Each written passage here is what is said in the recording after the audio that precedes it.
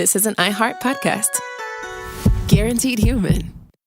Hey folks, owning a home means one thing. Something's gonna break. AC, plumbing, fridge, and it's never convenient or cheap. That's where American Home Shield comes in. An AHS Home warranty can help protect your wallet from pricey breakdowns on even your oldest appliances and systems. And if they can't repair the covered item, they'll replace it. So check out American Home Shield and get 20% off any plan at ahs.com/SYSK and see promo details. See ahs.com/contracts for coverage details, including service fees, limitations, and exclusions. American Home Shield. Don't worry, be warranty.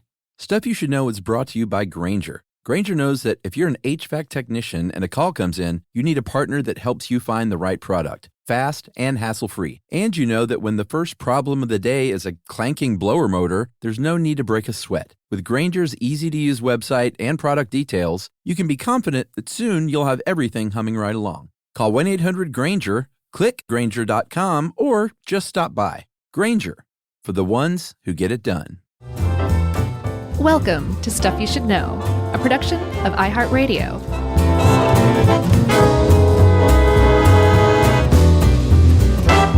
Hey, and welcome to the podcast. I'm Josh, and there's Chuck and Jerry's here too. And this is Stuff You Should Know. And this is definitely the chipperest I'm going to sound for this episode right now. Yeah. Another joke-free edition. Yeah. Possibly. We're definitely hitting that. Should we COA? Oh, yeah. Yeah, for sure. Please go ahead. Okay. All right. I did laugh. There are unspeakable atrocities that we will discuss, of the horrors of, I was about to say the horrors of war, but it really are just the horrors of human experimentation during war. And so children should not listen to this. And people that are really haunted by that kind of thing should not listen to this. Yeah. I mean, we can, it's not like there's spoilers or anything. We're going to talk about human vivisection, abuse of like children, women, the elderly. Like it's as bad as humans can possibly do to other humans is what we're going to talk about today. So if that's not your bag, we will definitely not blame you for skipping this one. That's right. But we do need to thank a listener who sent this one in. This came from, I don't even know if I'm going to say her last name. Her name is Amy. And Amy. Anonymous Amy. You know who you are. And, I'm glad you sent this my way because this is something I knew nothing about. And I think people, part of the fabric of the show is teaching people some of the unspeakable things that have happened that you would not learn in school. And so Amy sent this in. So thank you, Amy. And we'll just forward any complaints to you. Yeah. Thank you, Amy. Yeah, exactly. I had heard of Unit 731 before several times. I had no idea the detail that I know now about them. Yeah. But, I was walking on like, we'll never talk about that. So thanks again, Amy. But I guess let's just start at the beginning. Let's give a little background because what we're talking about here is a detachment, an Imperial Army unit from Japan that started up in the 1930s. And it committed medical atrocities, war crimes that actually easily rival Joseph Mengele's hideous medical war crimes at Auschwitz death camp. Like the stuff that the Japanese essentially did during World War II to Chinese and Russian and to a lesser extent Mongolian civilians, and then sometimes prisoners of war, including Americans. It's unspeakable. And we're going to try to speak it as best we can. But it doesn't make sense without a little bit of context. If you have a little bit of context, in my opinion, of where this evolved from, it doesn't excuse it, doesn't explain it. It just makes slightly more sense than the Japanese just suddenly did this horrible thing and now everything's back to normal. Yeah. And just to add an additional comment to the sort of comparison to Nazi atrocities, certainly not in scale that was happening in Germany and Poland and elsewhere. But as far as just how reprehensible some of this stuff is, you know what I'm saying? No, this is a separate thing for sure. And there's no comparison. this happened, this happened. It's just the reason I'm comparing the two is because most people walk around understanding that the Nazis did these horrible atrocities. And what I'm trying to get across is that the Japanese did too during World War II. Yeah. It's just for really specific reasons that the average person isn't walking around knowing about that, which we'll talk about later too. Yeah, absolutely. All right. So you promised talk of backstory, and we'll get into that here because the backstory is starting sort of in the late 1800s. The government of Japan it sort of went through a movement where it was looking to build itself up into a superpower, just like Europe was, just like the United States was. And a lot of this was tied up in just sort of modernizing the country, whether it was the military or how they functioned economically. And sort of this ultra-nationalist movement grew up around all this. Yeah. So you just said the key word here, ultra-nationalist, which is, nationalism is fervent to begin with. Ultra-nationalism reaches a fanatical level. And that's kind of this germ that began to infect Japanese society starting in the 20s or 30s. And the reason why is because Japan took a number of kind of punches and was kind of down, both economically and as far as cultural honor goes. Japan helped the US and UK win World War I, but were left out of the table when the spoils of war were divided up. That was a big black eye on the national pride. The Great Depression hit Japan disproportionately hard compared to some of the other countries outside of the U.S. There was just a lot of stuff that it was clear that the leaders of Japanese society weren't equipped to handle. And the worse it made Japan look to the Japanese, the more the national pride felt it needed to be defended. And that's where that nationalism and then eventually ultranationalism came from. And the reason that we're talking about this today is because it became a really thick component of the Japanese military, that ultra-nationalist fanaticism. Yeah, it can become and usually does become a very dangerous thing. Yes, everywhere, anywhere, in all of history. Yeah, for sure. In the 1930s, there was a part of China, northeastern China, kind of near Korea and Russia and Mongolia, called Manchuria, where Japan had a lot of people that were living there, had settled there. They had a lot of influence on that area. The Chinese government did not like this, of course. Yeah. They were in the middle of a civil war with the nationalist, which was the ruling party at the time, the nationalist government with Chiang Kai-shek. And then Mao Zedong's communists were trying to take control. But they had a common enemy in Japan, and Japan was sort of encroaching on this area in northeastern China in the 30s. Yeah, and that ultranationalism I said was so thick in the Japanese military. It actually it created almost like an additional branch, especially for the Kwantung army that had basically invaded Manchuria. They weren't following orders from the Japanese imperial army heads, the leaders of the actual military. They were kind of working on their own to expand the empire, and they were successful. So they were getting away with it. They were also getting away with it because they would assassinate you, or they would stage a coup attempt. You did not mess with these people, even though they weren't the leaders. The leaders were afraid of these middling officers who were actually these ultranational fanatics. So the upshot of all that is that Japan ended up controlling Manchuria in the 1930s and set up a puppet government there. And it was a big first step toward expanding the empire. And then one other part of the backstory, and then I'll be quiet about the backstory, is that part of that ultranationalism was a certain amount of genetic and cultural pride in Japan and the Japanese. And there's nothing wrong with having pride in your culture, but the problem is very often, especially in the context of nationalism or ultranationalism, means everybody else is inferior. And so that kind of gave this ultranationalist detachment of the military carte blanche to mistreat anybody who wasn't Japanese, which included the Russians, Koreans, Mongolians, and Chinese that all kind of met in Manchuria, which was at the border of all of these countries, which is where the Japanese had taken over and set up this puppet government. Yeah, anytime you throw the word genetic in there, you're probably traveling down a bad road. Yeah. And Japan definitely saw themselves or at least a faction of Japan. I'm not going to say like everyone in the country, but this ultra-nationalistic wing thought they were the superior Asian human being on planet Earth at the time. Yeah, and the ones who didn't think the same way were too scared to speak up, or they were killed. Like they killed the prime minister, Chuck. The military just killed the prime minister, assassinated him because he wasn't going along with their aims. Okay, so I lied. That was the end of the backstory. All right, so the puppet government was there in 1932 in Manchuria. The Chinese, like I said, did not love this, so they had a common enemy and got together to fight. And there was a pretty much a full-scale war which started in 1937 that a lot of people are like, you know, you could really point to this as the very beginnings of what would be World War II. Yeah. If you want to get technical. And so this is just sort of what's going on when Unit 731 is formed in 1936 under the command of General Shiro Ishii. Very nice. I watched this. It was a pretty good documentary, actually. It was like an hour long on YouTube.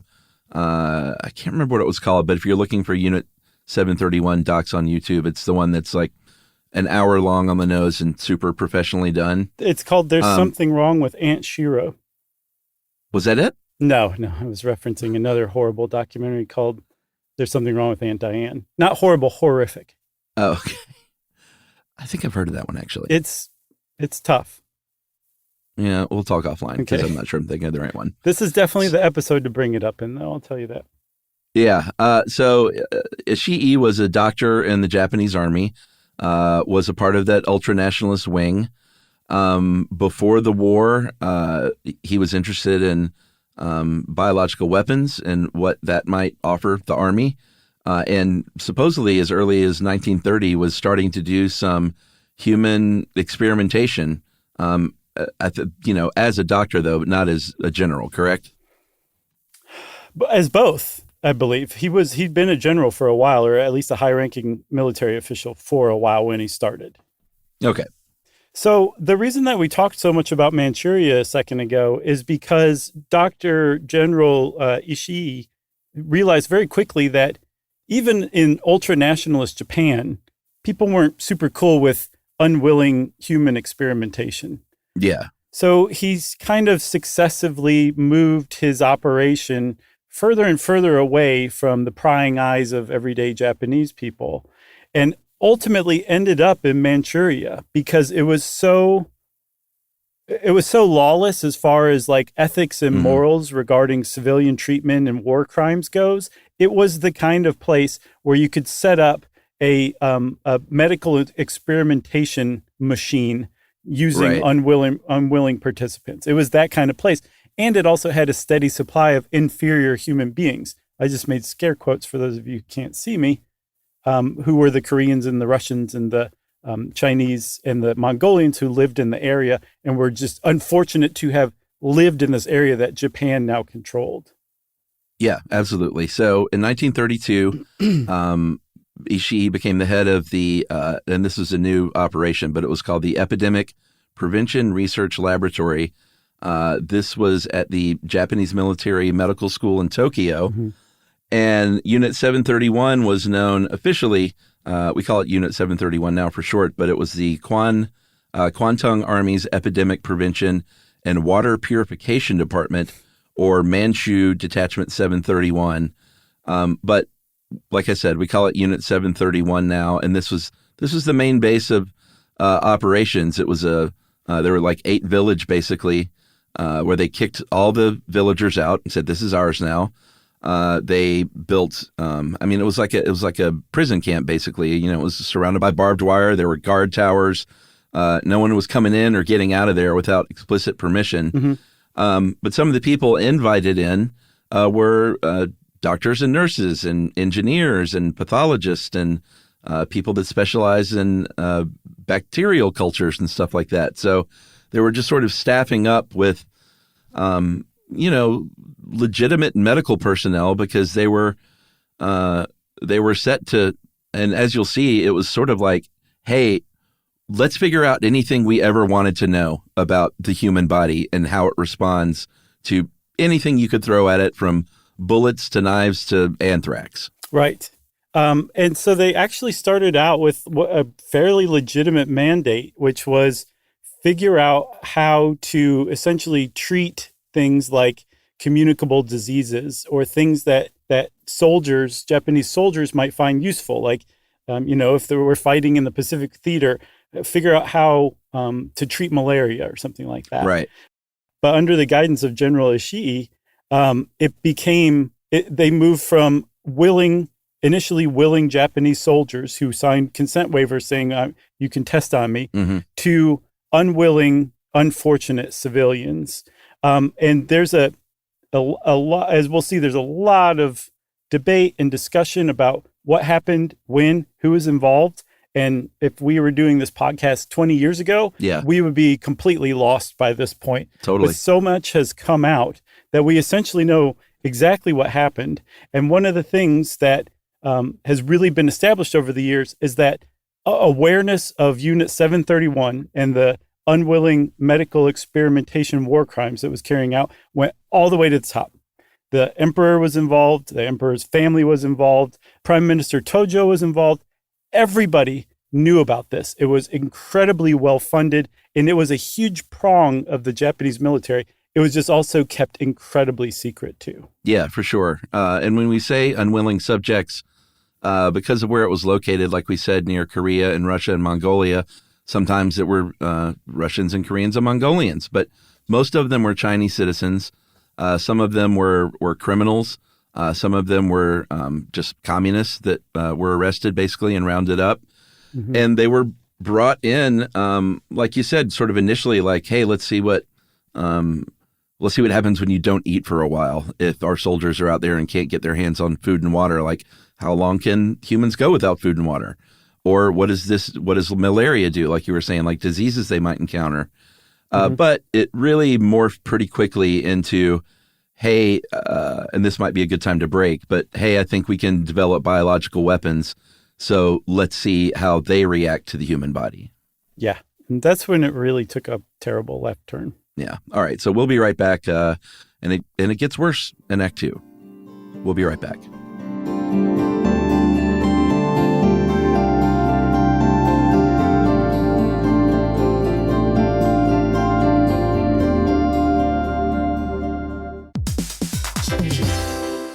Hey, everybody. We're here to talk to you about Wayfair, who believes that spaces should be functional, they should be comfortable, they should be well-designed, and they can be well-designed by you with their help. Your updated space should feel more comfortable, inviting, and practical for everyday use. And we're talking about outdoor seating. We're talking about grills. We're talking about major appliances. If you need storage solutions, Wayfair can help you out. Patio lighting, rugs, decor. It is your one-stop shop for home. Yeah. I mean, it's getting nice out, so it's time to think about living outdoors for the next few months. And Wayfair knows that outdoor furniture, it's heavy, it's intimidating to assemble. So Wayfair has stepped in and said, we're going to handle the hard part so you don't have to. That's right. You can shop Wayfair Verified, your shortcut to the good stuff. And that means their team of product specialists are going to vet everything by hand using a 10-point inspection, testing things like, quality materials, functionality and features, and even how long it takes to build that piece of furniture. And the overall experience save time, reduce hassle, and improved convenience. Patio season is here, and these deals won't last. So head to wayfair.com right now to get your outdoor space ready for way less. That's WAYFAIR.com.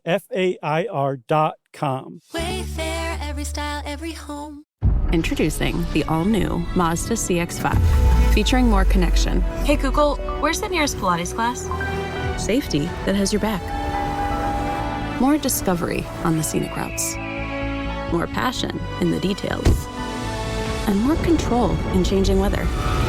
The all-new Mazda CX-5. More to move every side of you. See it in 5 films at MazdaUSA.com/5sides. Google is a trademark of Google LLC. Sequences shortened and simulated.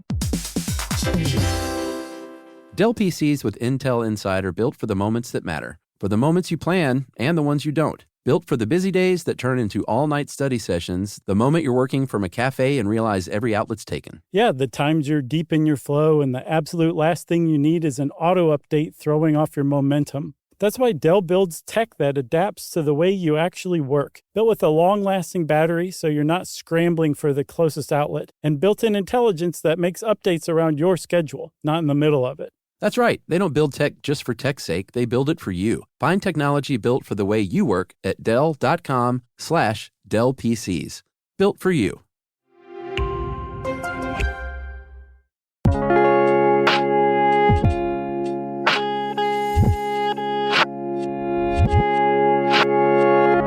Okay, Chuck, so when we were last talking, the Unit 731 had started to veer off into developing biological weapons. Yeah. And they did so apparently because in 1925, under the Geneva Convention, a bunch of countries outlawed biological weapons. And apparently that caught the attention of the Japanese, who were like, wow, if it's worth outlawing, those things must really work at killing. So let's try those. Right. It piqued their interest enough that they started a program. And so they developed a really extensive pathological development section where they apparently could develop 1 trillion microorganisms every few days. They just grew so many communicable diseases that I saw in some field tests, they would have 150 kilograms of it. That's how much they could produce. And they were doing things like producing malaria, cholera, typhus, the plague. They were growing this stuff. Yeah. And then they were testing it on those unfortunate, unwilling test subjects to see what happened. And that's where essentially the medical torture, the war crimes really began. Yeah. And if you want to see what happened to someone that was infected with typhus or cholera, you don't just ask a bunch of questions and check vitals and how are you feeling? And we'll write it down. You mentioned vivisection earlier. And that's what would happen. Vivisection is the dissection of a live thing. So whether it's a frog in biology class, or in this case, a human being, it is a live human being, in these cases being cut open and studied from the inside out. And a lot of times without anesthesia. I think they did use anesthesia for some stuff here and there. At least the documentary said they did, but a lot of times they didn't even use anesthesia when they would amputate someone's limb or take someone's kidney out to study it. So on vivisection, Nicholas Kristof, the New York Times reporter, went to Japan in 1995 as some of this stuff was really coming out and talked to some people who were actually in Unit 731. And he actually interviewed a man who was a doctor at Unit 731 who had performed one of these unanesthetized vivisections. And he quoted the guy in the article, if you want to hear it. It's just insane that people have ever done this to other people. So what the guy said was that and I'm paraphrasing this first part, that when they brought the prisoner in, he knew that it was over for him, that his life, he was about to be executed, but he didn't know how. So he wasn't fighting along the way. He came in essentially willingly. But when they put him down on the examination table and a scalpel was produced, he started screaming.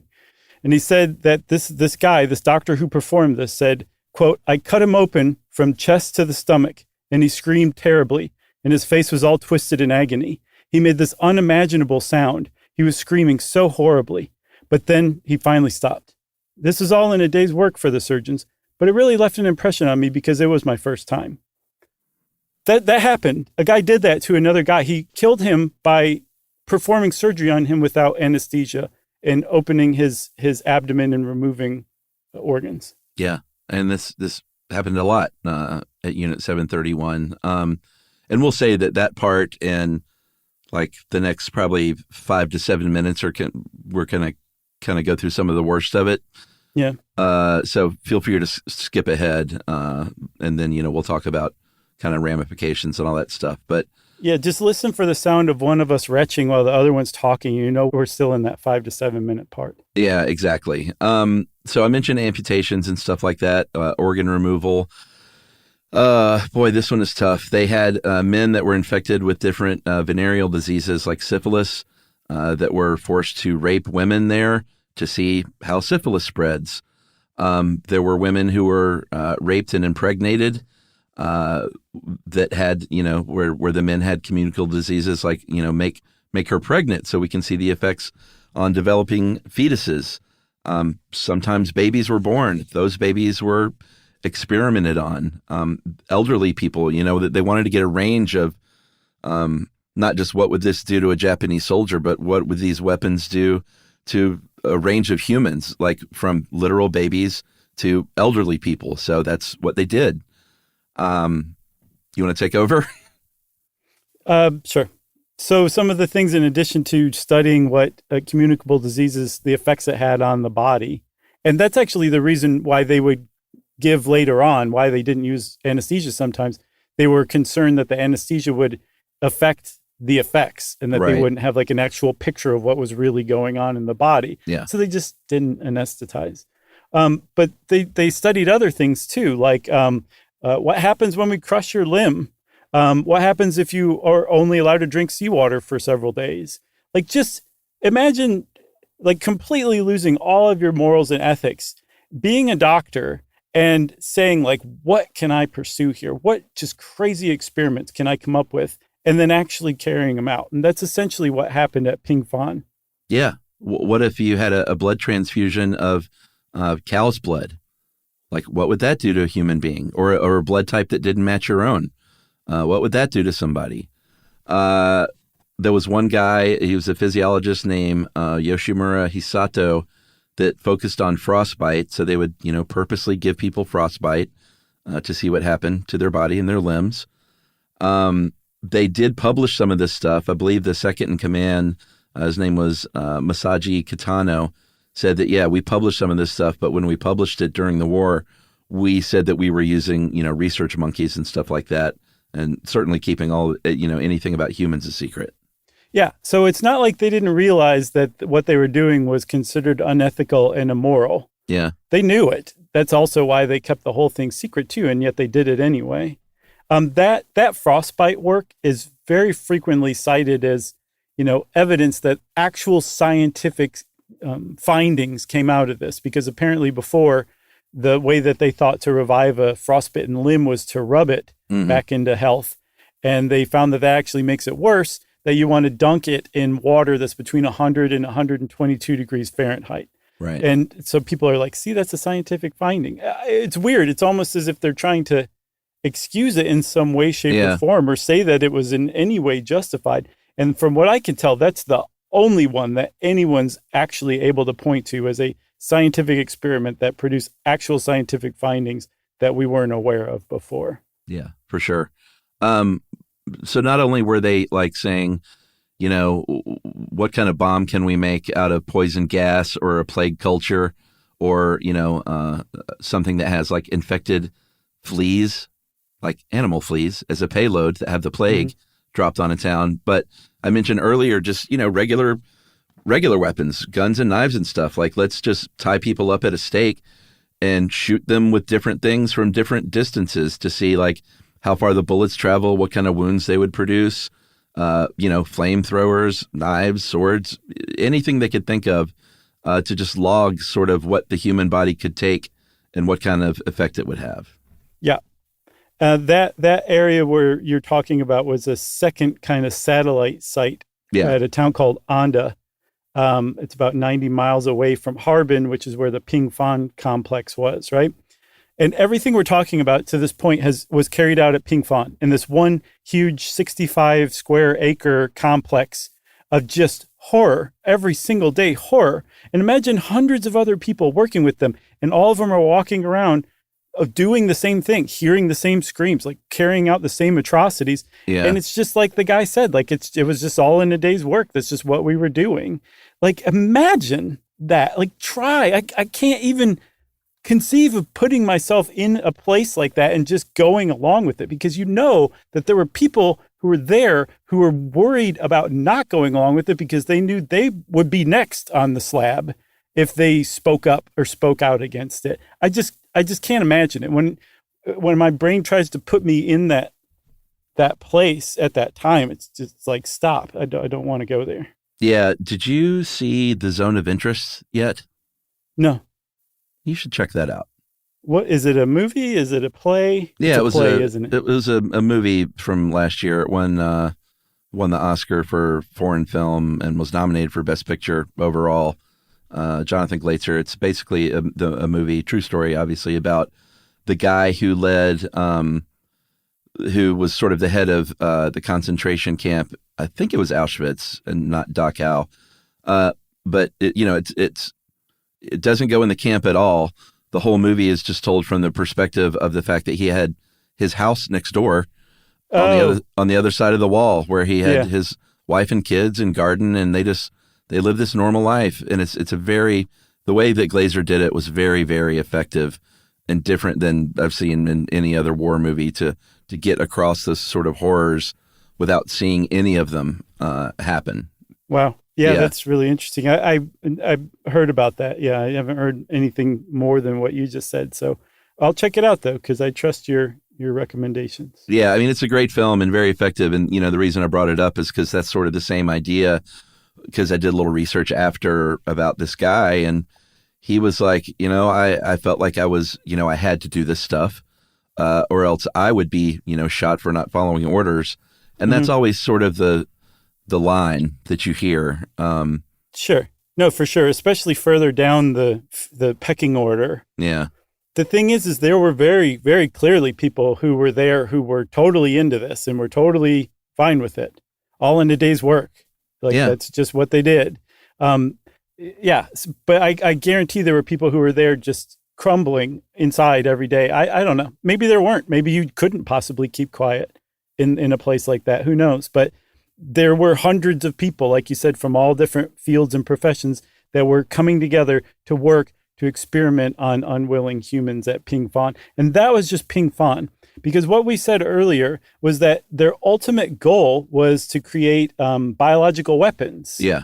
And you can sit there and come up with 1 trillion microorganisms every few days, all year long. And it doesn't amount to anything if you can't infect your enemy with them, if you wanted to carry a biological warfare program, I should say. And so one of the other things that they experimented on was how to deliver, like you said, payloads of plague-infected fleas or cholera into local wells. And they did it, sometimes successfully. And I think the number for the people who died just at Ping Fan was 3,000. That's the number that's generally cited. Right. And they had 100% mortality rate among prisoners there. No one survived Ping Fan. Not a single person survived Ping Fan. If you went in there as a prisoner, you died. Just at Ping Fan, that was 3,000. When it goes to the actual experiments that they carried out trying to deliver biological weapons in Manchuria, it expands by some estimates into the hundreds of thousands of deaths. Yeah. Yeah. And we should point out too, when you say that there were no survivors of Ping Fan, when they closed down and, we're not skipping toward the end, but when they did shut it down, whoever was still living, they just murdered straight up to cover up any sign of evidence, and then just dynamited the place beyond recognition. Yeah. And then they destroyed all the records. And then all of the people there took a last order from General Ishii that was never talk about this and never implicate anyone that's ever worked here. They basically took a vow of silence about it. Yeah. So you mentioned, using actual biological weapons. That was mainly against Chinese civilians. And this is some of the stuff that, they had sort of considered when they dropped cotton or wheat or rice infested with disease-carrying fleas on different Chinese cities. And they testified in court later on, civilians did, about what happened to their communities, these illnesses that spread through there. It's hard to fathom that this was going on and largely gotten away with, Yeah. Yeah. There were a couple more that I found, Chuck, that were just reprehensible. They would infect dogs with cholera, I believe, and release them into villages, and cholera outbreaks would start. They gave local children chocolate laced with salmonella. The one thing that was super effective they found was mixing wheat grain with plague-infested fleas or infected fleas and dropping it from airplanes. And then the villagers would feed the grain to their chickens, and a plague outbreak would start. And again, over time, at least tens of thousands of people in Manchuria died from these plague and cholera outbreaks. Cholera is no joke. Apparently there was a researcher who was a pathologist at Unit 731 who boasted that they produced enough cholera to kill every single person in the world. And they didn't succeed in that, thankfully, but they definitely killed a significant number of people in Manchuria with things like cholera and the plague from just trying to figure out how to get that to those people. Fortunately, that was something they really failed at. They never really figured it out. Yeah. I mean, mainly we've been talking about like people that they arrested and, practice on, or when it was like, actual biological weapons, it was on civilians. But they also did this on prisoners of war in different places outside of Unit 731, specifically Singapore and the Philippines. You mentioned U.S. prisoners of war early on. There was one documented case, at least one documented case in May of 1945 when there was a downed U.S. plane where they captured 8 airmen. And in May of 1945, they were basically medically tortured. There was one medical student later on that said, what was going on was just torture at this point. There was no scientific value happening. Yeah, and that wasn't even Unit 731.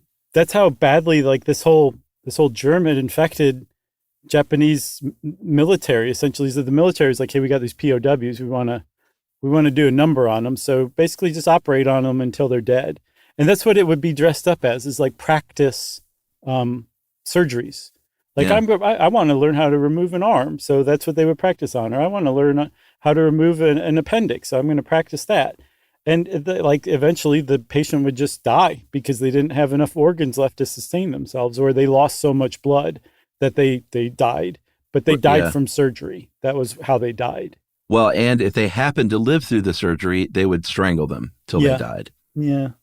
I heard one other thing. It's kind of unrelated to this, but it's just stuck out to me. And it's kind of haunted me, actually, that there was a group of POWs, American POWs, that were being held in Japan. And hours after the surrender had taken place and word had spread that Japan surrendered, rather than release these POWs, this group of Japanese soldiers took them to this hillside and decapitated them, killed them, just completely wasted their lives for nothing after a surrender. Somehow, it's bad enough to do that in the context of war, but within hours of surrendering, it makes it exponentially worse. It's way worse than even if that happened 5 years later. Like they just held them for 5 years and then killed them. Somehow, within hours of surrendering, it just makes it worse to me. And I can't really get that one out of my head. So I wanted to make sure it was in everybody else's head, I guess. I guess you want to think that after something as horrific of a war has ended, then everyone just wants to go home and have it be over, and that, clearly isn't always the case. Well, I remember also, just kind of tied into it, the Nazis did that too. Like the truest believers would just walk around executing people who, like at the end of the war, like they knew like Hitler was dead and the war was over, but they were executing people who were like trying to go home or running away or whatever. Just a complete waste of life. I don't really have anything else to add to that. Maybe we'll edit that part out, but it just has stuck with me. Yeah. All right. We'll take our last break and we're going to come back and finish up with the investigations and kind of what happened afterward and prepare to be unsatisfied right after this.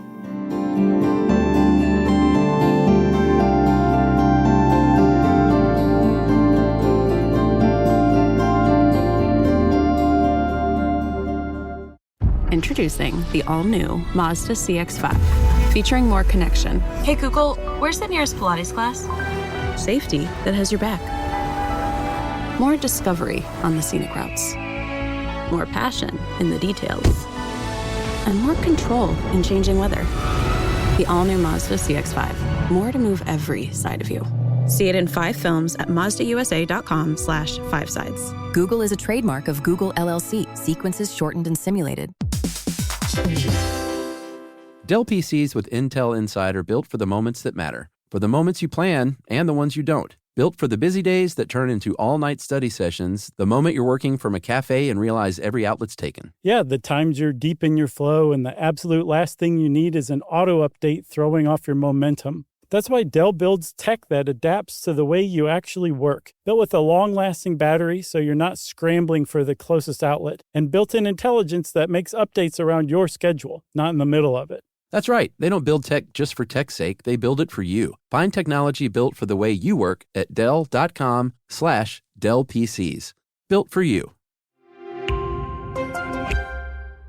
Everyone knows winter is the real mess maker. You don't need WeatherTech floor liners for summer unless you hit the beach and half the beach ends up back in your car, or the campsite dirt ends up in your trunk. Then you'd want a cargo liner, or a road trip goes sideways, lemonade spills, ketchup goes rogue, ice cream drips. Yeah, you'd be pretty happy about those WeatherTech seat protectors. So just to be clear, as the mud you're inevitably going to step in this summer, you don't need WeatherTech unless you plan on doing summer. Visit WeatherTech.com today.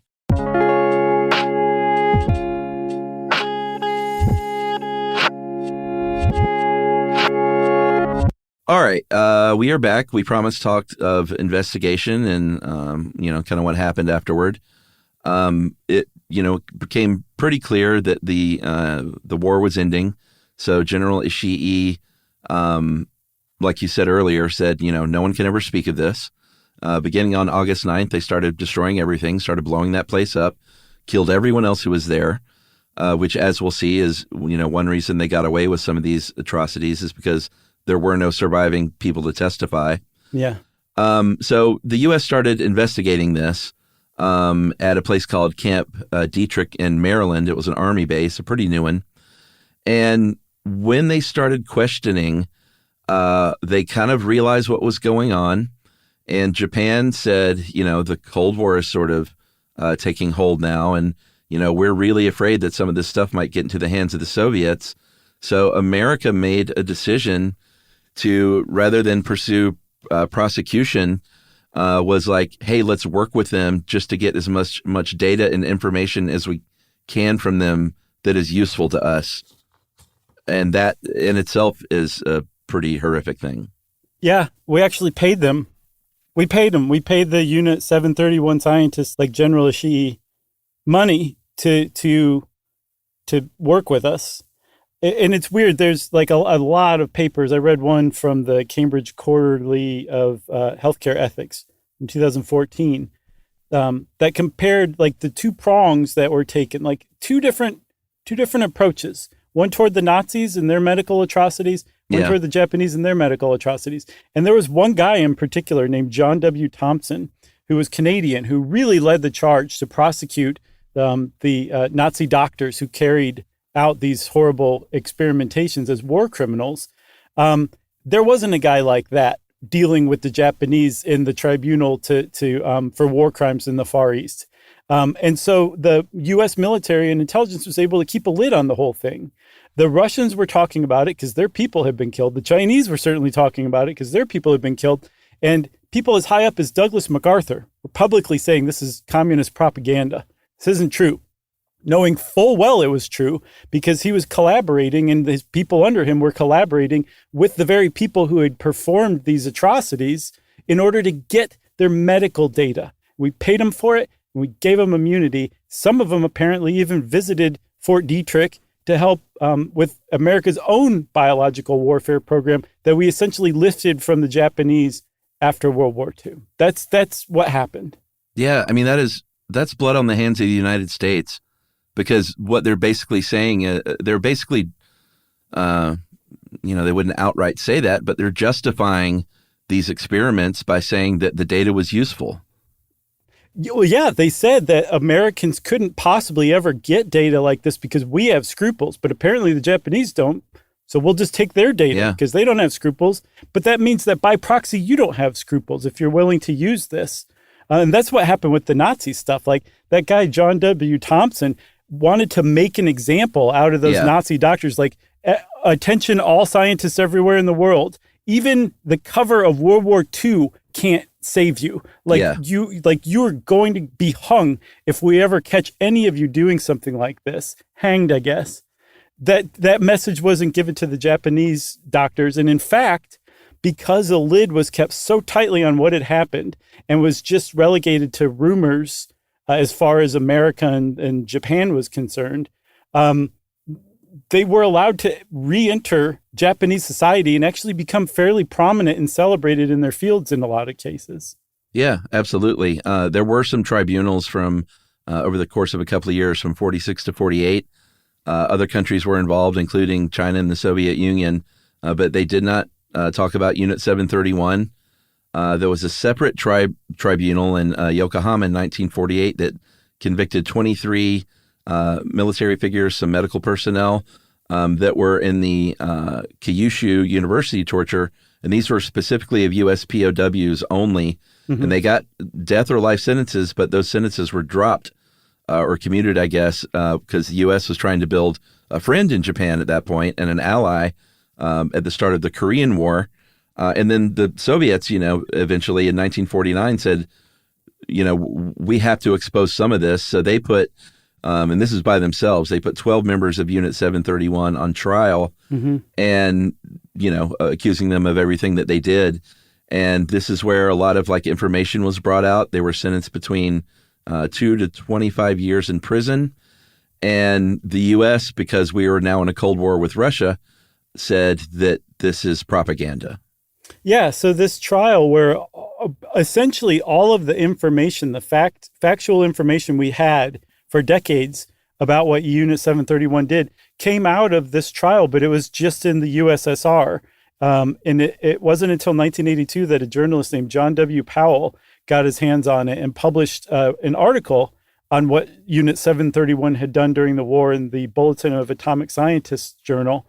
And it was through those court transcripts. So they came back to haunt them 30-something years later. Yeah. And that's when it really started to become knowledge among historians, the military, the government in the West, in the United States, and among allies, that the Japanese had actually done these things that they'd long been accused of by the Soviets and Chinese. And here was evidence of it a testimony by the very people who were there, who'd been captured by the Soviets. Yeah, I mean, most of this stuff has come out at an alarmingly slow rate and over the course of decades. I believe in 1982, there was a museum in China at that Pingfan site, obviously that China established.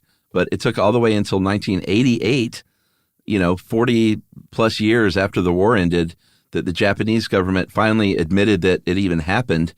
But they still wouldn't release any information. Most of the stuff that we know, like you said, if we had done this episode, at the beginning of our run, we probably wouldn't have known what we know now, because a lot of it came out in the 90s, the early 2000s. Well, I guess by that time we were around. Yeah. But that's neither here nor there. The point is, it took a long time for this stuff to come out. Yeah. And, we can't go over everyone. You did mention that, many of them went on to have just great lives and careers, but we should highlight a few of these. The second in command that I mentioned earlier, Masaji Kitano, he co-founded a Green Cross, a very large Japanese pharmaceutical company, with two other colleagues from Unit 731. So they did well. They did, and Green Cross went on to infect 1,800 people with hemophilia with HIV because they were selling them unsterilized blood clotting agents in the 90s. Yeah, that was, what about Ishii? Ishii became one of the most celebrated doctors in all of Japan.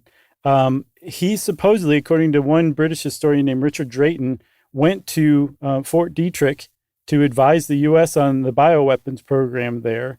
He died in 1959 at age 67, never having even been publicly accused of what he had done in Japanese society. He was just a celebrated doctor by that point when he died. Yeah, the guy Hisato, the guy who led those frostbite experiments, he became president of the Kyoto Prefectural University of Medicine. This one gets me, though. This last one, you got to say that one. Yeah, the communicable disease researcher Amatani Shogo, he won the Asahi Prize for outstanding contributions to the field of communicable disease research. And part of that was some of the stuff that he got from Unit 731. Yeah, and I looked all over okay, how did he disguise that? Or how did the Asahi Prize people miss that? I didn't see anything like that. Apparently, his research came directly from medical experiments on unwilling participants, got him the Asahi Prize. Yeah. That's insane, man. Yep. So there's no clear evidence that the United States gained much of anything from the deal it made with the Unit 731 leaders for all of their research. Other people will say, nope, actually, it's not true at all. And in fact, the Chinese accused the U.S.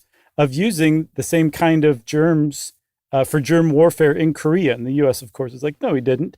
Yeah. But Fort Detrick is well known as being like a biological research facility. They're like, it's not biological warfare. We're just using gain-of-function research to see what happens when we make this virus do this, Not for biological warfare. It's very bizarre, but it exists. It's definitely there, and it's a strange place. Apparently, that's where a lot of MK Ultra experiments were carried out. Yeah, wasn't that where the men stared at goats? I think so. Yeah, I mean that was definitely about that, but I don't remember if that was said at Fort Detrick or not. I got a funny story about that. I got to tell you sometime. Oh, well, how about now? We could use it. No, I can't really tell you here on the podcast. Copy that. All right. And then just one more thing, Chuck. This has not, revelations that Unit 731 carried out these experiences, not exactly been like embraced in Japanese society. Right. Like there's a real divide on whether to teach this horrific but very true history of their own country because of the obvious sort of effects that this could have on children and how they feel about their country. Yeah, I've seen that they're worried that they might make Japanese children ashamed of their country, so you can't teach them that kind of stuff. So that's it. That's the last thing I've got. All right. You got anything else? I got nothing else. I'm glad that one's over. Same here. Thanks a lot, Amy. Yeah, thanks, Amy. If you want to know more about Unit 731, okay, there's plenty of stuff you can read on the internet. And since I said that, it's time for listener mail. This is a little further explanation about Backdraft from our arson investigation ep. Hey guys, big fan of your work. I was excited to listen to the episode on arson investigation because I'm a firefighter and I've learned about some of what you guys covered and got some cool new information from you. I want to let you know that you were so close on Backdraft, but just a little bit off. The way Backdraft works is when you have a working fire that does not have access to fresh oxygen, at a certain point, the fire will have consumed all of the oxygen in a space and basically begin to smolder. So it will create a turbulent smoke in very high temperatures, but not actual flames. So the backdraft occurs when oxygen is suddenly added to the situation by, say, opening a door or a window. The sudden addition of oxygen to the superheated gases can create a pretty violent explosion, and that explosion itself is the backdraft. I figured I've learned so much from you guys, I thought it'd be cool to share some info back. Hope this receives you well. And that is from Lindsay. Thanks, Lindsay. That was very cool. Apparently, the only way to fight a backdraft is to love it, too. You left that part out, Lindsay. That's right. You got a joke in there. Very nice. If you want to get in touch with us like Lindsay did and let us know something cool that we didn't know, you can do it. Send it via email to stuffpodcast@iheartradio.com. Stuff You Should Know is a production of iHeartRadio. For more podcasts from iHeartRadio, visit the iHeartRadio app, Apple Podcasts, or wherever you listen to your favorite shows.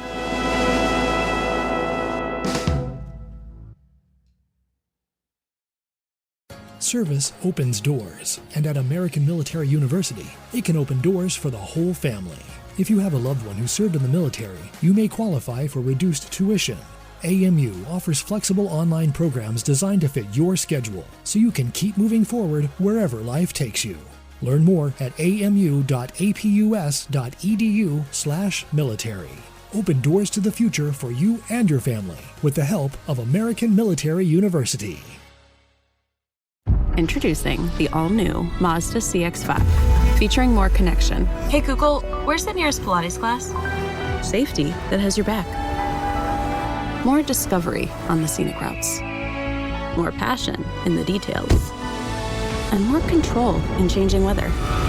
The all-new Mazda CX-5, more to move every side of you.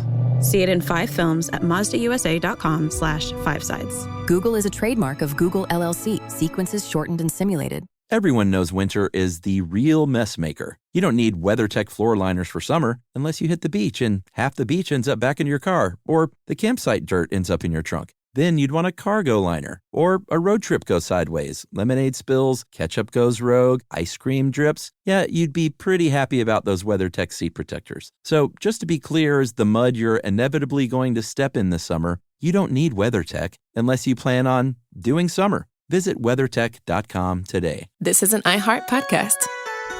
Guaranteed human.